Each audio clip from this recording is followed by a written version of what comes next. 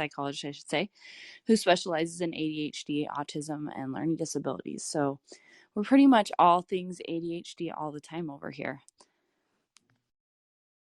Well, we're so excited to have you and to kind of get a little bit of feel of how you work with your clients and about your parenting. You can talk about your kids, and I know that that's a huge thing with parenting, but I'd also love to hear you talk a little bit about what you do to help your clients and what clients do you work with, what age group, and do you work specifically with the kids? Or with the parents themselves. So I'm going to ask you one question. I did this yesterday too. I was like on a roll and I asked like 4 questions in a row. So my first question is, as a parent, what is it that you have found to be the most successful in integrating into your daily life? So for me, I am a huge proponent of good systems. So having good routines and good systems in place is definitely the thing that gives us the most success. When those systems and routines start to fall apart is when we have massive problems. So having good structures, having good routines and schedules, and then expectations that are very clear and consistent every single day. So for example, we have in our family, we call it getting on level 2. And that means there's a basic set of expectations that has to be completed before any extra fun stuff. So no friends, no screens, anything like that until those things are done. And they're very basic. It's like, hygiene, get dressed, brush teeth, comb hair, pick up your room, and then homework is done. In the summer, that means, reading for 30 minutes and then some other kind of educational activities that we pick together, some goals that we're working on for over the summer, and then practicing their instrument. And then they each have one other household job that they're responsible for. Generally, that for our boys, that's wiping down a bathroom because boys are disgusting. Amen, sister. Amen. So yeah, once they've completed those things, then they have access to, their screens, their other fun stuff. But nothing fun happens until those basic things are done. And they can get that done, all of that done apart from the homework, it's about 30 minutes, and then however long their homework takes them. So it's not a huge demand, and it has been the same for like 5 years. Obviously, it's a little bit less for our youngest. So our youngest is 5 right now. So all he has to do is his homework, which is kind of a computer educational game, and then pick up 10 things in his room. So we start small and we scaffold from there, but those are his 2 things he has to do to get on level 2. And then we go from there. So once he's gotten some of those good habits in place, then we can kind of add to it as needed. But we try and keep it simple and scaffolded for them. So, why do you think that routines are especially important for ADHD kids? Well, they don't have the executive functioning deficits that come with ADHD make it hard to get started. They make it hard to plan. They make it hard to organize. So if you have a set routine and it's a habit that they're used to, then it kind of takes that out of the equation for them. So they already know what they're supposed to do, what it's going to take. They're used to doing it. It's the same every day. It takes away that piece of executive functioning for them. So keeping it regular, routine, structured, just kind of helps aid those skills so they don't have to figure it all out on their own, because when they do that, they just freeze up and nothing gets done.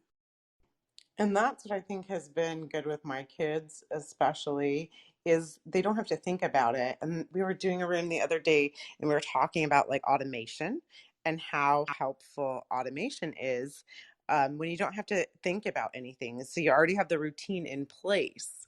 So you're just constantly going there, or, waking up and you're like, okay, this is what I do. So you don't have to think about it. So that consistency with ADHD kids is super, super important. So how do you help? Like, where would you start with a client that was having difficulty with, let's say, implementing routines? What are some successful strategies that could be helpful for a parent that has a kid that's has a hard time with routines? My questions are so long. I say the same thing twice, so I'm working on that. Okay, go Yeah, ahead. I do it all the time. It must be an ADHD brain thing. Yep. So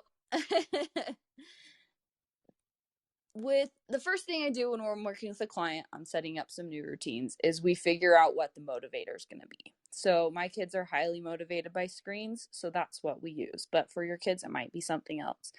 So we figure out what is the motivator. Sometimes that includes, building in a token economy, or, we're earning something that they are really excited about, whether that's time with friends or taking a trip to the gas station to get a treat, right? So we're figuring out something to click that brain into want to do something that they don't want to do. We have to make the motivator stronger than the boredom. So that's the first step, is figuring out what's motivating. And then we want to, figure out what in an ideal world would get done, and then scale back and break it into lots and lots of tiny, tiny pieces. So we have to make things really explicit and clear. If I just tell my son, go clean your room, he has no idea what that means. He doesn't know what it's supposed to look like at the end. He doesn't know where to start. He just goes into his room and stands there staring at it because he doesn't know what to do. So we have to break it down really small. So that's why for my 5-year-old, we don't say go clean your room. We say pick up 10 things, because he can do that. That's very concrete. It's explicit. He's something that he already has the skills for, and then we can build on it from there. So you got to break it down really small, and then you've got to teach the skill so that they can do it independently. And we have to remember that almost everything has to be explicitly taught to these kiddos. So we've got to break it down into really small pieces and teach each step, make sure they can do it independently before they're expected to do it independently. That might mean you are brushing their teeth with them every morning for a while, and then you're having them brush and you check to see if it's done well, and then they can brush their teeth independently. So understanding that the system is always going to be in flux, that there's always going to be things that are added and taken away. We're going to be constantly reevaluating, and that we don't have to do all the things at once.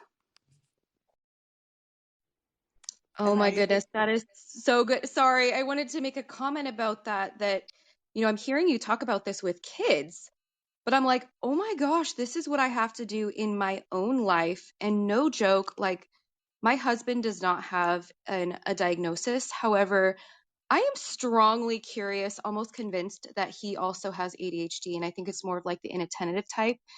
And we literally just got to incorporate last night a whiteboard calendar, because neither one of us remembers anything that we tell each other. And so these steps you're saying, like, I'm thinking about, oh my gosh, this is great for my life, for anyone's life, and really chunking down and giving yourself permission. I love what you just said. So this is why I wanted to reiterate that. Giving yourself permission that it doesn't have to all be done right now is like one of the biggest things that I've learned as an entrepreneur when I have my to-do list, or I'm trying to teach something, or I'm working with someone in partnership. Like, everything doesn't have to be done right now in this moment. So I love that you said that. And I hope that people will take that to heart, that it doesn't have to all be done right now. Well, I mean, you think about like statistics on New Year's resolutions, right? They don't last longer than a couple of weeks. It's because when we are setting goals, we set this huge unattainable goal. We set 6 of them at once, and then as soon as we fail, we give up. And so if we're really wanting to make progress on goals, we have to have goal objectives as part of the goal, right? We're going to break it down into, well, if I want to be able to do a backflip, first I probably should learn how to do a back somersault, right? We're not going to just go out, stand on the ground, try and do a backflip, fall, and be like, well, not ever going to be able to accomplish that goal. And we have to remember that for our kids, that we as adults have had a lot more time to set goals and figure out how that works for us. And so we have to break it down even smaller. And then when you add on, a neurodevelopmental disability, that their brain development is, it's behind. So we can't put, well, most 13-year-olds should be able to do this, so here's the goal. Well, my 13-year-old is not going to be able to accomplish that goal, and I'm setting us both up for failure if I put that expectation on him right now. I have to look at where he is and where's just the very next step, and that's the goal. And then once we get there, we can add to it, and eventually you'll get to the big thing. But if we try and look at the big picture right from the start and just jump there, all we're doing is making an exercise in frustration for us all. And I think it's like living one day at a time, like they say that. I think it's like doing one step at a time. Like when I talk to parents, I'm always saying, okay, don't be future focused. And that's what we're so used to. We're so used to looking into the future, but if we stand in a place in our parenting where we're scared of what might happen, so we're parenting from this place of fear, it doesn't serve us because we can't be in the present moment. So I think just taking it one step at a time, that's a huge thing to think about as you're trying to implement like the routines and the systems that help you. So that's a really, really good point. And to what Val was talking about, and this seems to happen a lot, and Val and I are seeing this in so many different rooms, that there's so many overlapping factors with ADHD and as an adult and as a child in relationships. So many of these things are quite applicable for all of them, for all like different people in different walks of life. If you're a parent, if you're an entrepreneur, all of those things seem to be overlapping, and it's interesting to me. So I love that Val pointed that out again, that, it's just as applicable for us and in our lives. So that's great. Absolutely. When I was in the schools, when you're being trained as a special education teacher, and then I got my ESL endorsement, and best teaching practices are best teaching practices. They're good for everyone. They're essential for some. So all of these things, they're going to be good for all kids. They're going to be good for all people.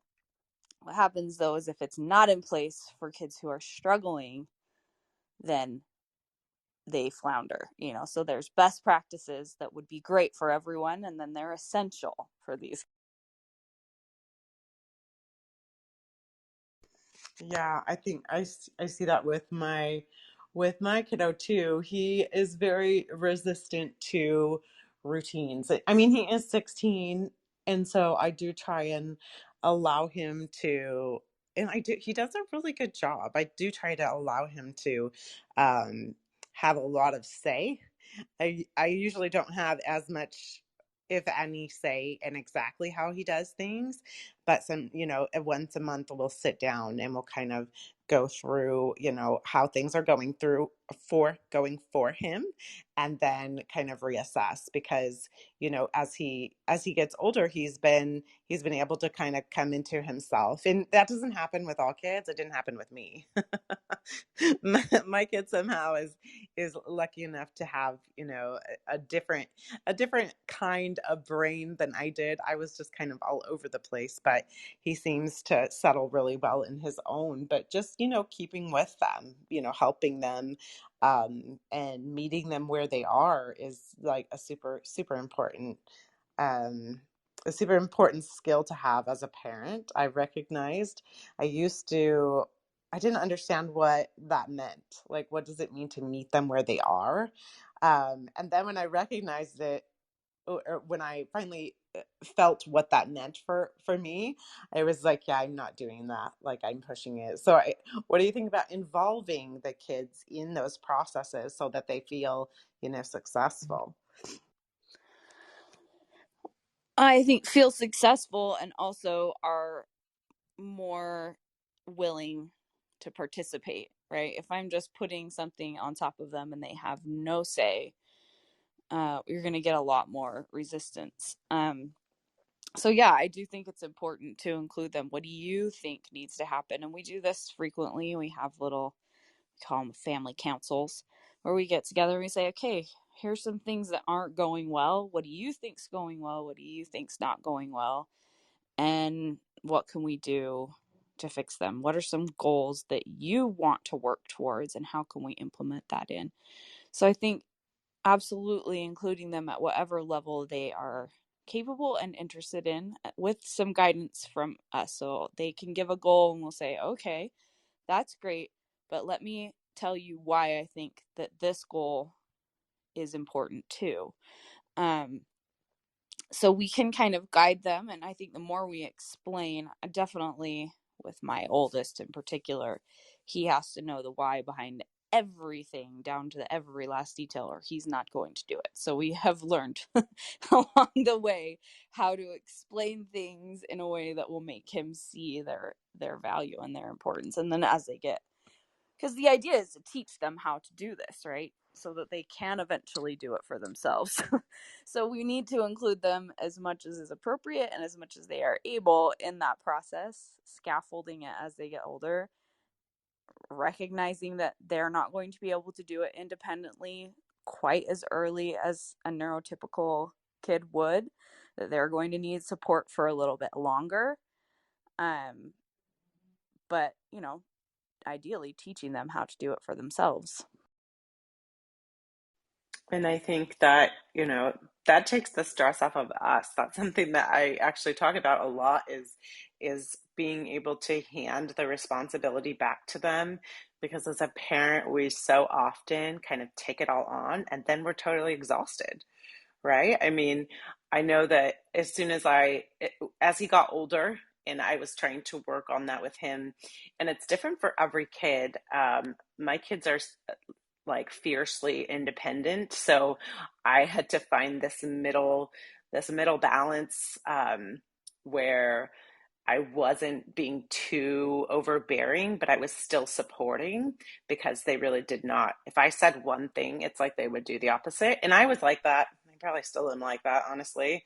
But I think that that's super important to make sure that you're finding that balance of what that means. But it's stressful, and it feels super overwhelming as we have some of those challenges, that we internalize them, and as a result, we're showing up as, well, me, I show up as like this angry mad woman, because I'm so worried, and I'm trying to do everything and be the all and do the all and not be judged and not have shame, and it's an ongoing spiral. So it is really important that we, are continuing to teach our kids how to advocate for themselves, and how to move forward and, walk in their own way. So let's talk a little bit about advocating. How do you advocate for your child within the school system?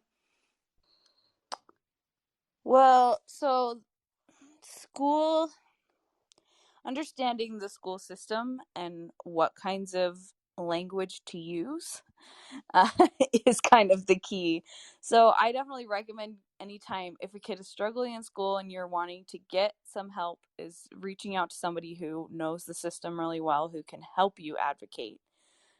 Knowledge is power in that way. And so, we know, my husband was trained in school psychology, so we know the laws really, really well. After the first kind of negative meeting with the schools, when we all showed up and they realized what they were working with, things have gone much smoother since then. So sometimes just having that advocate with you at the beginning lets the school know that you're taking it seriously and that they can't mess around with you. It's interesting because having worked in the schools, like, I know that schools and teachers are trying to do what's best for kids, it becomes kind of adversarial for us as parents because we feel like they are just coming after our kids. And I think always having that in the back of their mind that these people really do to help kids. They wouldn't do what they do if they didn't. They don't get paid enough for it. So somewhere in them, they want to do what's best for kids. They want to help kids. Just a lot of times they don't understand our kids.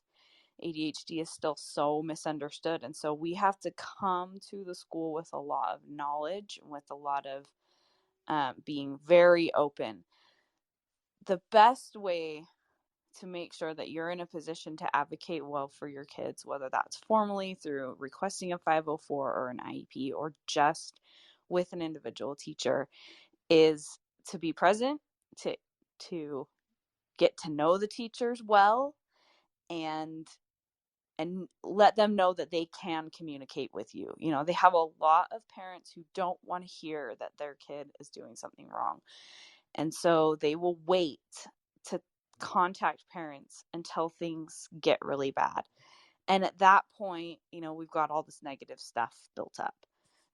So I like to go at the beginning of every school year, and I encourage clients to do the same, and not just go to back to school night where you have, 30 seconds and they're seeing however many other teachers or however many other parents, and they're probably not going to remember you, but to go make a meeting before school starts or within the first week to sit down for a half an hour and talk about your kid, about their strengths and weaknesses, about things that they might need, to give the teacher your phone number, your email address, multiple ways to contact you, and let them know that they can shoot you a message anytime, because we want to catch problems early.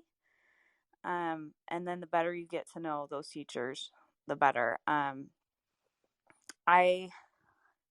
also recommend, get involved in the classroom, volunteer, hang out after school, and just create a personal relationship with that teacher. There's a lot of my kids' teachers who we've had in the past who I am still good friends with, because that personal relationship with them, it eases talking about the problems with the kids. It eases communication, and communication is huge when we're trying to help these kids in school. There's so much more to the process, but I don't know kind of which direction you want to. Yeah, whatever you're like most comfortable with, I would just, go on that, because I think we're all at a different point. So whatever you're comfortable with and dealing with, just share that knowledge with us, and we can go from there.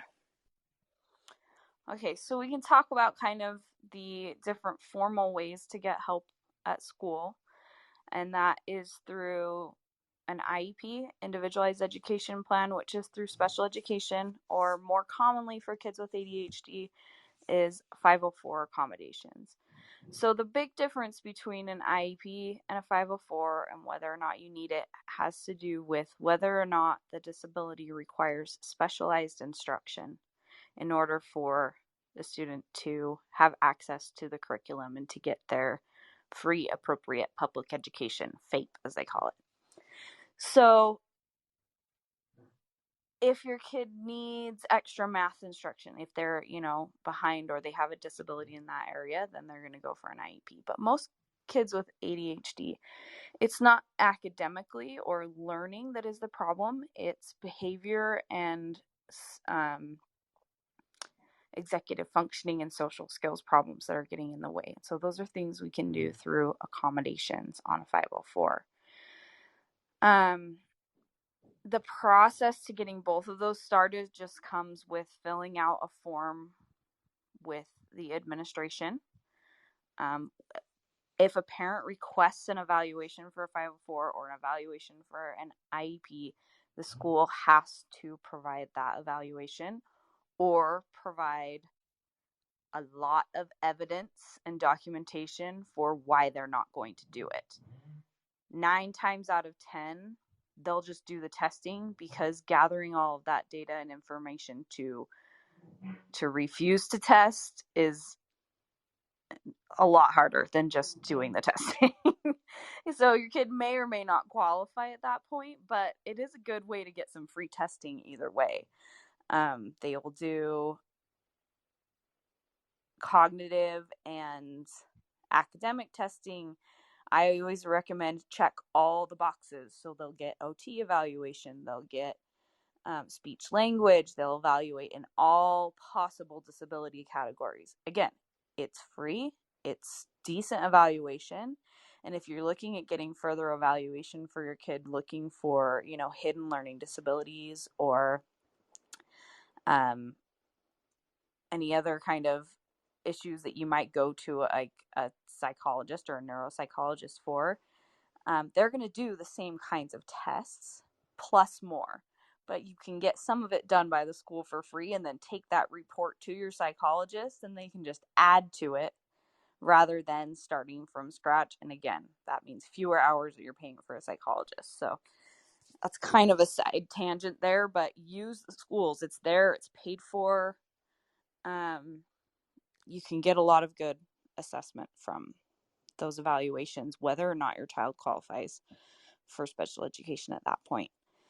Some 504 recommendations that are really common for kids with ADHD is, preferred seating, multiple breaks from the classroom, no penalty for late work. So their grade doesn't get hit if they don't turn something in on time because it's stuck in their backpack or whatever. Executive functioning support, so that could come in like a behavior tracker or support using a planner.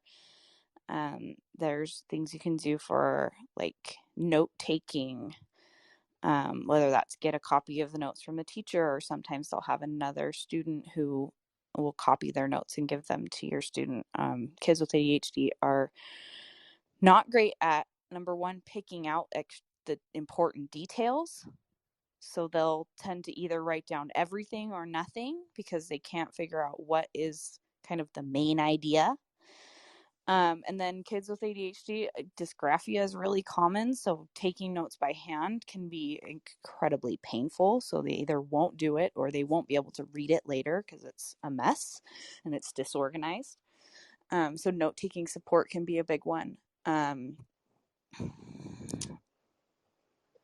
can get accommodations on testing, on like end of year tests, to either split it up into smaller chunks, or if your kid has a hard time being in a room full of kids to take a test, either because of distractions or because like my son will tend to just rush through because he doesn't want to be the last one finishing a test.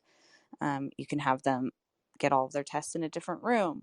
You can put in there, that the teacher needs to communicate assignments with home so that you can double check and make sure that they are getting everything in their planner, or that they know what all of their assignments are. There's the list of accommodations is kind of endless. And the key is to, again, be really straightforward about what the strengths and weaknesses are and get the right school people on your team. I think that is some awesome gems right there. There's so much information, and it's really difficult. A lot of people ask about the 504s and the IEPs and the difference between them. And I think the easiest way to explain it, as like that I've heard, is that the 504 are like accommodations, like you're trying to help somebody, and then the IEP is if there are like disabilities or medical type conditions. So for example, like one of Max's friends has diabetes, so he doesn't necessarily need an IEP because he just needs an accommodation. Like if he needs a snack or if he needs something, he has permission to get up and leave the classroom when he needs to, and he definitely takes advantage of that. So what 504 comes from is Section 504, which is the Individuals with Disabilities Act. So it has to do with access. So it's like why every building has to have an elevator and a wheelchair ramp, right? So that people with disabilities can access the building.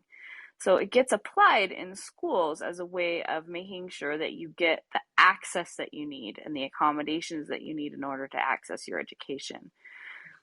The prongs for special education, it's do they have a disability, number one, and then number two, do they require specialized instruction? And so like my kid might need some support. He might need to take breaks in the classroom, but he doesn't need specialized math help. He doesn't need to be taught how to take a break outside of the classroom, right? So it's, do they need an accommodation? They need a change to the environment. They need a tweaking of the system in order to make it work for them, or do they need someone to explicitly teach them?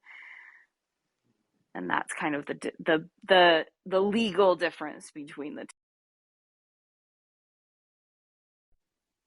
Wow, this is so helpful. It's so weird how timing works, but last night I lead this Bible study, and one of the women in my group like broke down crying. And it's so interesting having been in these rooms because I'm not a mom, but I've been listening all week, right? Like we've had a lot of parenting rooms, and she broke down crying and was talking about her 8-year-old daughter and these behaviors that she was having, and this anger and all of these things that I was like, I'm like, I know what this is. Like I could tell. And I talked to her about it, and I said, I think maybe, I don't know. I'm not a doctor, but what you're identifying sounds a lot like early stages of ADHD. And so hearing these different resources of the IEP evaluation and things like that is so helpful. And I'm so grateful that you've talked about this, because I'm going to pass this on to this woman. She did get in with a neuroscientist doctor, or that evaluation, but not until like January. So this resource is so helpful. And to know that, this is something that's just available in the school system with, the money that we pay for taxes, that these things are available. And I think so often, at least for myself, sometimes I'm afraid to ask for those accommodations. You know what I mean? Like, because I don't want to feel different. I don't want to feel weird. But some advice that was given, not by myself, but another woman in my Bible study last night who had gone through something similar with her child, was, to look at your child and let them know that no matter what, you love them, and that there's not something wrong with them, but instead to approach it with your kid that, hey, all of our brains are so fascinating and interesting. And oh my gosh, they're so intricate. And we get to go look and see what your brain looks like and see how you function uniquely, and really bringing it on where it's not like an extra stressor for the kid, or, like this thing of like, you're different, because they're already feeling that and they're already frustrated. So I love this conversation. I'm so grateful. And I am definitely passing this information on to that woman last night. So thank you. Oh, good. I'm glad. I think coming at it from approach with our kids, especially in the evaluation process, or it's like, and diagnosis, right? Or we're going to try and figure out what's wrong with you, is not what they need to hear. They already feel like everything is wrong with them, right? So coming at it from this approach of, we're going to go figure out, everyone has strengths and weaknesses. I'm good at some things and terrible at others. Dad is good at this and terrible at that. We're going to go find out what you're good at, what your strengths are, and what your weaknesses are, so that we can use your strengths to make up for and help the weak spots. And that really should always be the approach in evaluation, is not to diagnose, but to get a good profile of strengths and weaknesses that we can work from. Because I can look at some neuropsych testing and see, okay, well, we're a little bit of a slow processor. So what are some accommodations we're going to need from that? Well, we're going to need to make sure that all of the instructions that the teacher's giving are also given to me written down. Because if I'm a slow processor, then I'm still processing step 1 when teacher's giving step 4. And then, so I've missed step 2, step 3, and step 4, and then I might come back around for step 5, but I've missed all of those things in the middle because my brain was still processing them. So that's an easy accommodation for a teacher to do, is just write down the instructions as well. And now the kid has all the information that they need to be successful. Same thing with, if I look at an evaluation and it shows, a poor working memory, okay, we're going to put in some accommodations that are going to help that working memory. We're not going to give more than 2 or 3 directions at a time, because the kid's not going to be able to hold that information in his brain. We're going to teach him how to offload that information onto a piece of paper, whether that's, figuring out little symbols to give himself, or, give him a code that he can write down so that he can help accommodate those weaknesses. So we got to know what they are so that we can adapt and come up with good accommodations that way. And I was thinking about what you were saying about how, these kids don't want to look different, so we don't want to ask for help. And it reminded me, so this summer, one of my sons was playing in a baseball tournament in Orlando. And so, we've been talking for several years about doing a Disney trip, but my youngest is just really, he has a lot of struggles. There's a lot of sensory stuff. There will be no waiting in line for him. It would be a disastrous meltdown. So we put it off. But we were going down for this baseball tournament, and I was like, we're already going to be at Disney World. The baseball tournament is at Disney World. So it would be silly to not go do some parks. So we're doing some research trying to figure out the best way to do this. And they have this disability access pass available. And I think it's hard for us with ADHD because, still, even as much as I know, and as much as I know how difficult ADHD is, there's this, oh, it's just ADD, right? It's just this little thing. It's not a real disability, right? There's this idea of what ADHD is and how misunderstood it is. And so to ask for a disability pass, feels like, well, am I just milking my kid's disability? He'd really be fine. He just wouldn't have as much fun, and we don't want to stand in line. Am I using the system? But as we sat down and talked about it, I was like, there are very few places that are willing to accommodate for a kid with ADHD. And in order for us to enjoy this vacation and not all just be tearing our hair out trying to manage this kid standing in line where he's going to be melting down and trying to take off and climbing the walls, that's not going to be a fun vacation for us or for anybody. So using that accommodation is making it so that our family can have a similar vacation to a family full of neurotypical kids.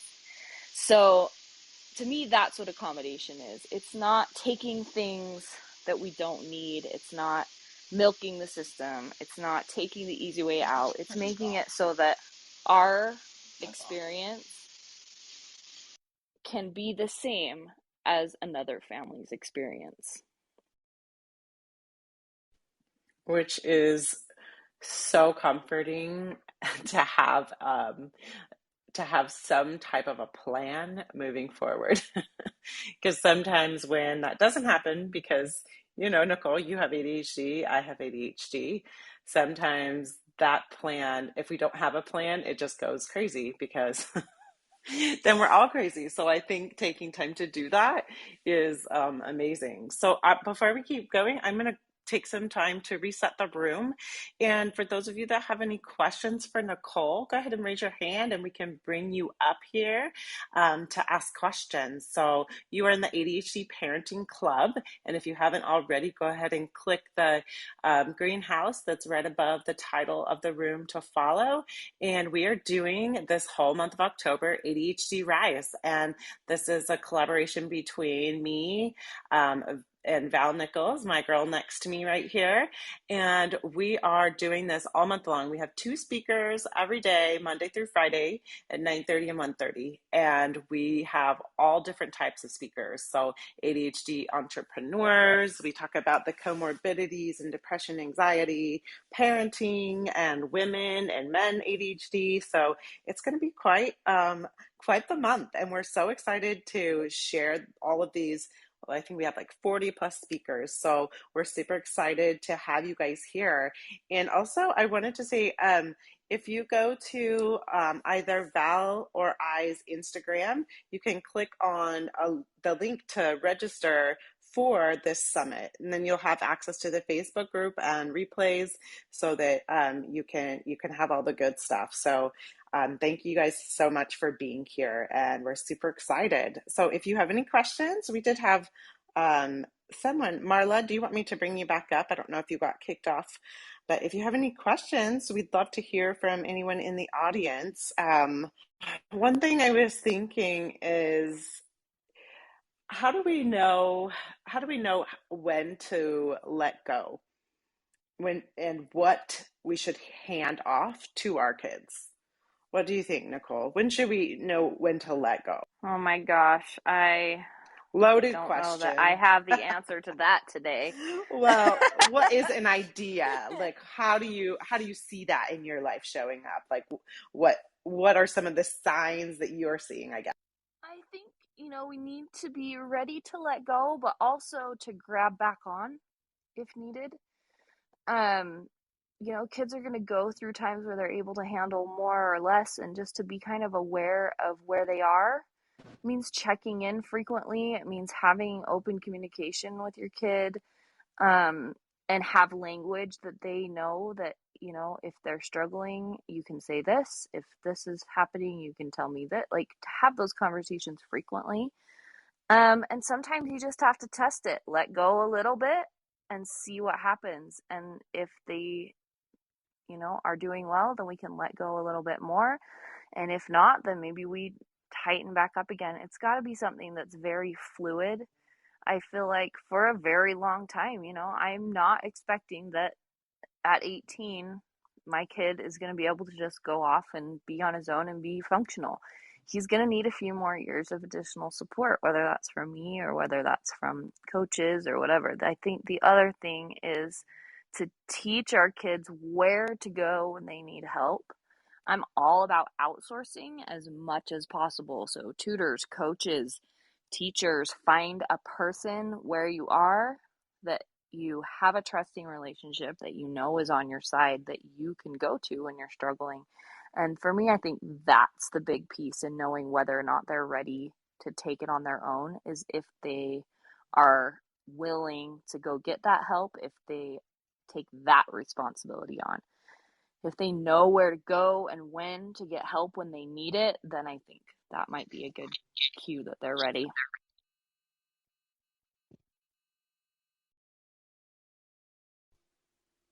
So it looks like we have a couple questions. Lynn, welcome to Clubhouse. It looks like you're a newbie. How are you today? Or not?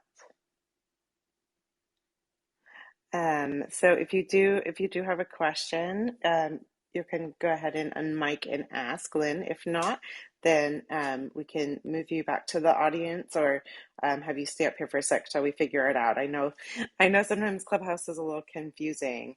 Flora, did you have a question for Nicole? Hello. I just want to say I'm glad for and thankful for this opportunity. I actually don't have a question, but I have a DHD, which is quite difficult to live with. But I'm so glad and happy that there's a family out here who have their dear ones just like me, or even they themselves. So I'm just happy to be here, this beautiful family. Thank you. Yeah, and thanks so much for being here. We appreciate your willingness to come up here and share with us. We love it. Thank you so much. Hey, Summer. Thank you. I apologize. I was trying to figure out how to unmute it. Oh, I know it's a new experience for sure. Go ahead. Did you have a Okay. question? Yes. So, I just want to first thank you guys for taking the opportunity to provide support for parents like myself and us. Life is hard in general, It doesn't make it any better when we have children who are special, children who are, above and beyond and don't even realize it half the time. I have a child who is ADHD along with Asperger's, compulsive disorders, anxiety, separation anxiety, social engagement, and the list goes on. And we have been fighting for 4 years to get proper diagnosis instead of just a runaround. Oh, it's a behavior problem. Oh, it's this. Oh, it's that. Now, I will say my child is very smart, very intelligent. Before the motor tics kicked in and all these challenges, he was a walk a straight path young man up until the age of 5. At the age of 2, I had already seen signs, but doctors wouldn't acknowledge that at that age. It wasn't that obvious to them, and I respect that. My thing is, my child is 4 years old now. I'm sorry, he's in 4th grade now. He's 9 years old, and I'm dealing with a lot of, he's on what they call Quellivan, XR. Out of all the ADHD medications, this has been the most phenomenal one. So I'm thankful for that.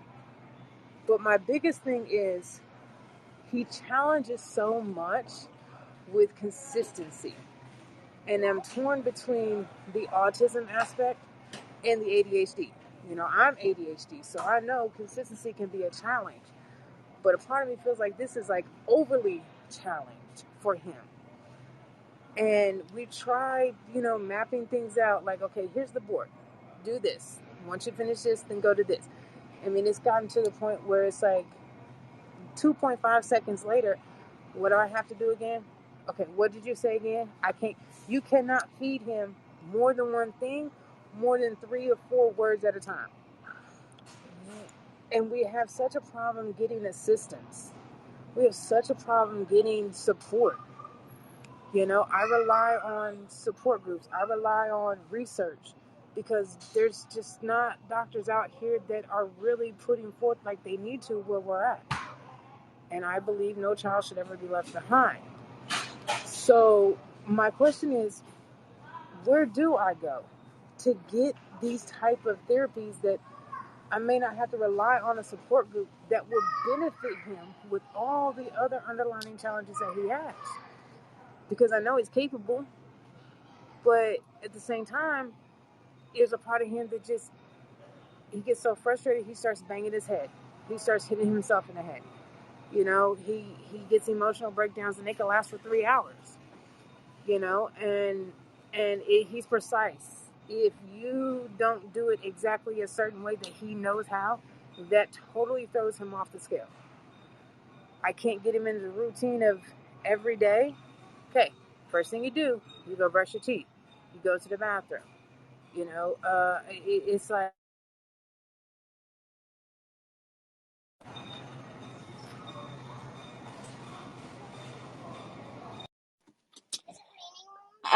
First of all, I just want to give you a big hug because I can feel your overwhelm and sorry, my child is interrupting.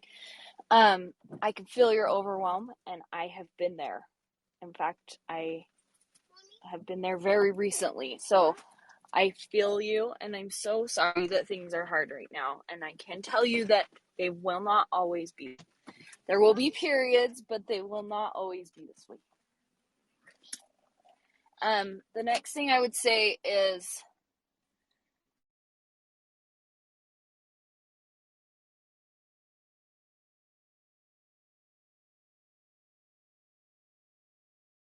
sometimes it's okay to just, yes, it's raining. Sorry, stop. To just do the bare minimum. Sometimes that's all we can do. And we need to know what we can do and what we need to put down. Have you done like a comprehensive evaluation?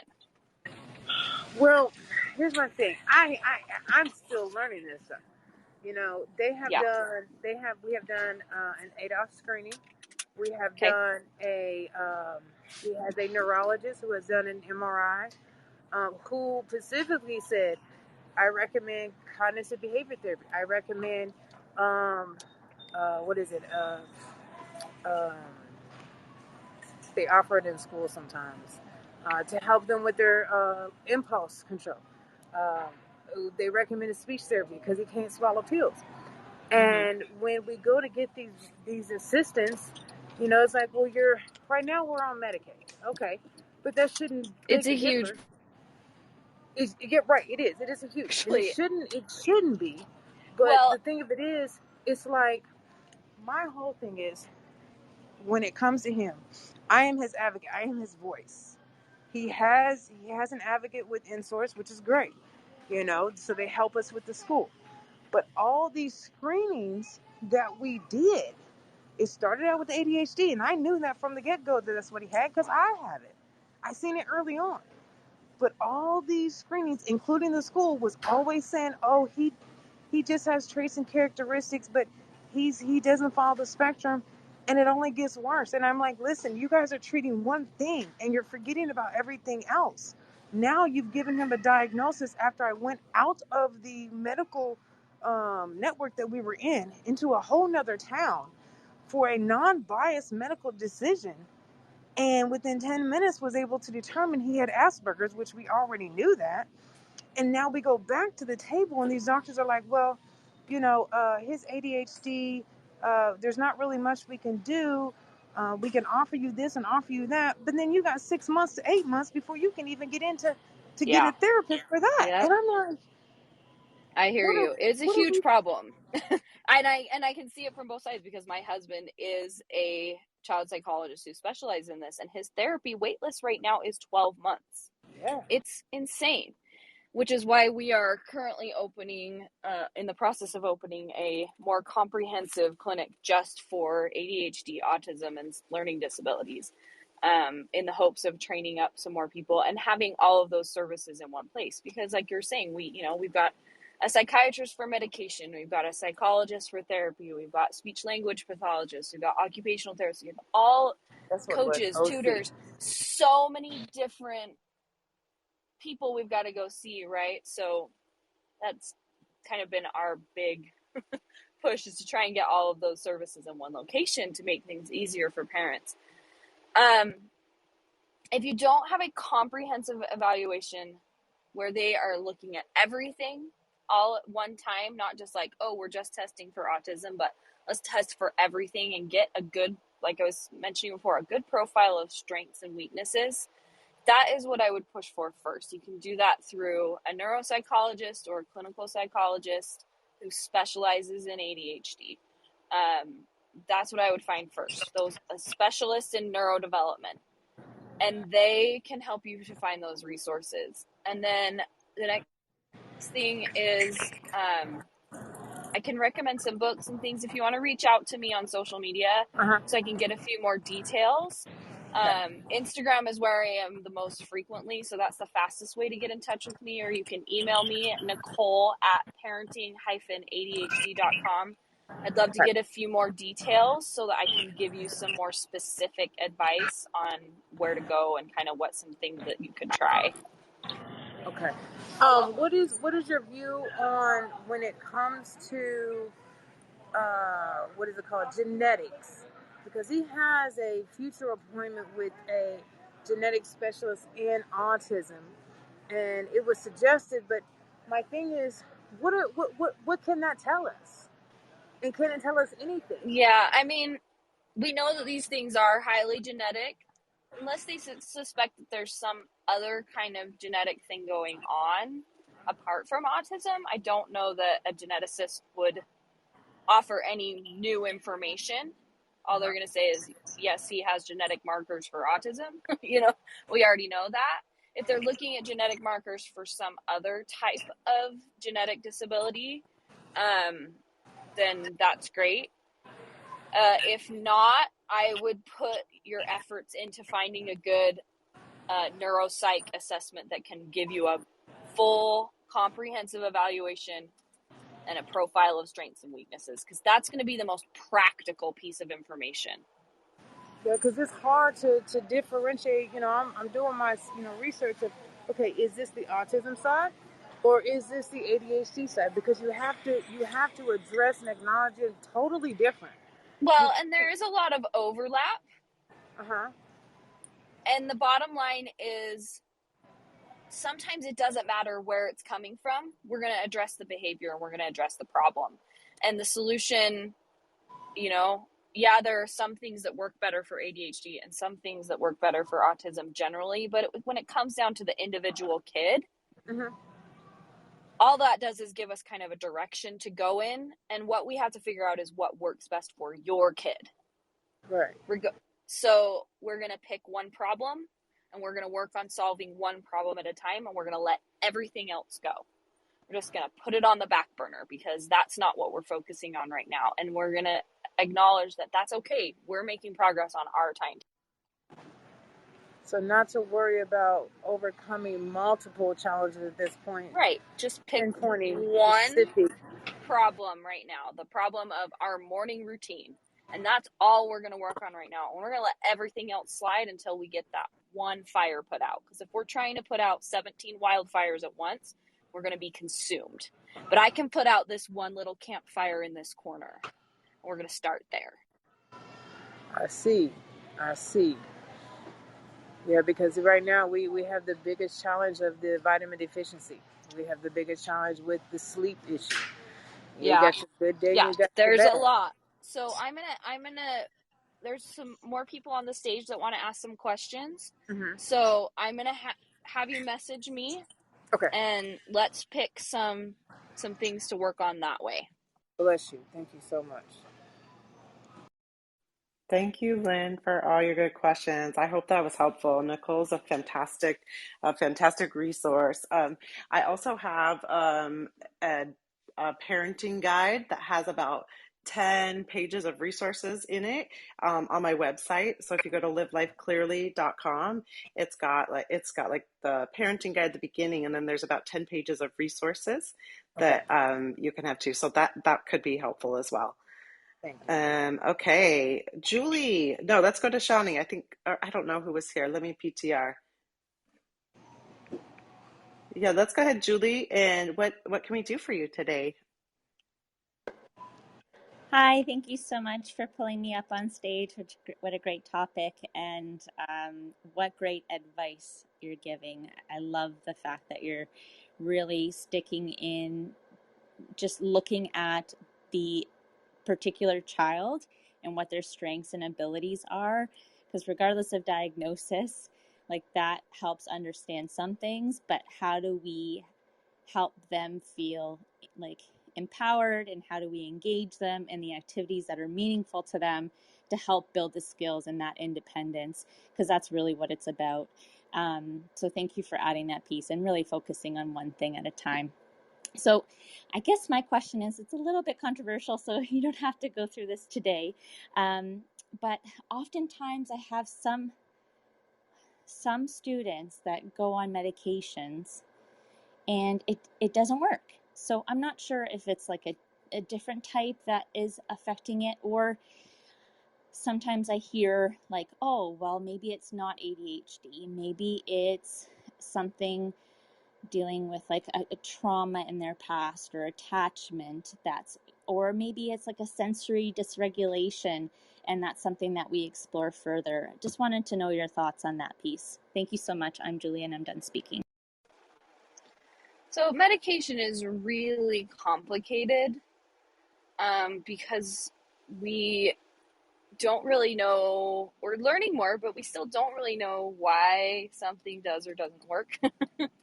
So medication is a real trial and error thing. Some meds don't work for some kids and do for others. Some kids need much higher doses than others. My 5-year-old is on the same dose as my 13-year-old, which I was like, it's too much for him, isn't it? And this doctor said, well, no, because some kids just metabolize it differently. And we started as low as we can, and we work our way up. And it takes a long time to figure out the right medication, the right combination of medications. Sometimes it's a multi-medication approach that works. So kind of just trying one med and being like, that didn't work, he must not have ADHD, is a little premature. Now, if you've gone down that road for years under the care of a doctor and they figured out that, yeah, none of these medications are really working out for us, then we start looking at other things. But it's just a really complicated issue, unfortunately, just because we don't know that much about it. Isaac, what's not true? Sorry, my 5-year-old says not true. Thank you, Nicole. I appreciate that. And if I can ask another question, if you don't mind, just something from your experience, like what are your go-to like tips and tricks for helping regulate in the classroom? So whether it be the fidget tools or seating options, what have you found has worked in your experience? I'm Julie and I'm done speaking. Again, that can be such an individual issue, but kind of good places to start are with just watching the kid and see how long they can maintain a task. And then once you figured out kind of how long that is, you're going to offer a break about 2 minutes before they're going to reach their capacity. So you got to kind of be paying attention and just let them kind of have some movement or get a drink of water or take something down to the office, something where they can kind of break that up. One of the biggest kind of accommodations, I think, especially for younger kids, is to not present them with too much to do at once. So, instead of handing them a sheet of math, you're going to give them, 3 problems to do at a time. Because if they see too much, they don't know where to start and it hits that overwhelm. So that's kind of a big one, is to be careful how much you're presenting at once and to help them to break that down. Kind of looking on my own kids' experience in elementary school, the best thing that you can do for an ADHD kid in school as a teacher is to start working on teaching them executive functions. So help them learn how to write things down as early as they are able to write things down. Teach planner skills and things like that, because the neurotypical kids could kind of naturally pick that up on their own when they transition to middle school. The ADHD kids walk in completely lost, and it's a huge problem. So if you can help them to develop those executive functioning skills, it's going to help them in your classroom, but it's also going to have the biggest benefit to them as they go forward in school.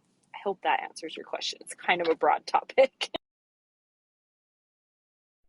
No, I absolutely love that answer. Thank you so much. And I'm so happy that you brought up the executive functioning piece, because what I find, at least in what I do, is that when we introduce those various techniques earlier on, they feel more confident and capable of using those when they reach that high school age. So, for example, if maybe they're using a software where it's like a read aloud, or they're using an Audible or some sort of alternate way of reading, or even if it's not just writing out your work, but you're typing it out, or you're doing speech to text, for example, when we introduce that earlier on and they have practice with it, it seems like that, yeah, they're more likely to use it when they're amongst peers in that age range.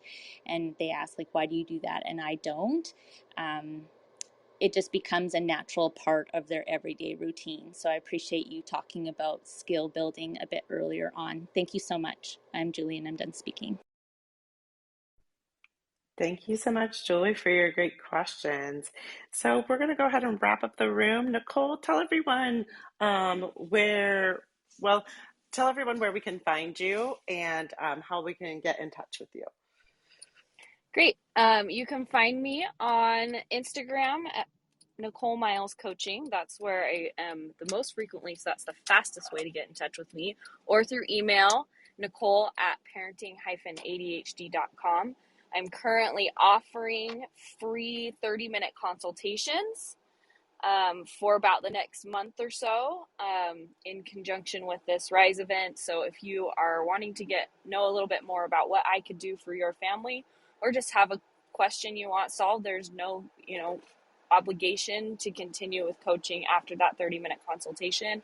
it's just something I wanted to offer to families during this ADHD Awareness Month. So you can find that link on my website, parenting-adhd.com, or in my bio on Instagram. So come, I'd love to meet you and talk to you more and see how I can help you and your family.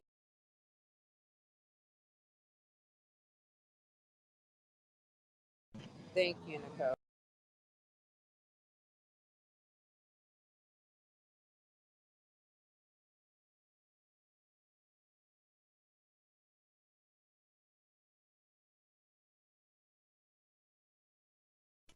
Have I been on mute the whole time, Nicole? Yeah, you've Barely. been muted for a minute. Hi, Shawnee. Do you have a quick question before we close? I know you were up here before. I wanted you to get a chance to ask. I do, and I'm sorry about that. Of course, someone ran into me and they wanted to talk, and I'm like, I'm waiting to ask my question. Get away from me. But my question was about the note taking. So my son is a fifth grader. He's 11. He does have an IEP, and I would like to. I don't like to say I'm pushy, but I'm very assertive in what I need for him. So the school has now implemented all of these things for the fifth graders in relation Good to for you. Keep organizational pushing. skills. But I had a question about the note taking. So when you said the note taking, is that something that you are suggesting that the school implements for them, or something that we should do at home? That's Shania. I'm Shania. So you can definitely work on teaching note-taking skills at home. What I was talking about was an accommodation on a 504 to get note-taking support. So whether that, for a lot of times right now, what they will do is just the teacher will provide a copy of the notes either before or after. So they have an opportunity to take their notes, but then they get the notes from the teacher. So if they missed important things, they can fill in the gaps. So note-taking support as an accommodation is extremely helpful for kids with ADHD, either because their attention will drift and they'll miss something, or just because with their executive functioning deficits, they just have a hard time picking out the important details. And that is definitely a skill you can work on at home. I wish schools would teach it better because they just expect kids to just know how to take notes. But they don't teach it very well. There's definitely, I've found some programs on Teacher Pay Teacher that we've worked on in the summer just as one of our kind of summer goals to get better at different skills. So that's definitely something that you can work on at home. And what was the website you used? Teacher Pay Teacher. It's a website where teachers will build lesson plans and sell them to other teachers. And so you can go through and find all kinds of lesson plans that you can use at home. It's really awesome. Perfect. I am familiar with that. Okay. Thank you very much. Awesome. I'm so glad you got to ask your question. Yeah. And if you want to contact Nicole or I, just reach out to us in our DMs. Yes. Thank you everyone for being here. If you haven't already registered for the summit, go ahead and go to my Instagram bio or Val Nichols, as I saw Nicole's name. Go ahead and go there and you can register for our summit there. And you can go to my website and download my parenting guide. It's livelifeclearly.com. And yeah, check all those wonderful things out. We will have Val and I later on today at 1:30 Pacific time. And we will be doing a recap and an overview and a little party for the ADHD Rise Summit. So thanks everyone for being here. Feel free to reach out to anyone that you resonated with, and we will see you at 1:30. Thanks everyone. Thanks, Summer.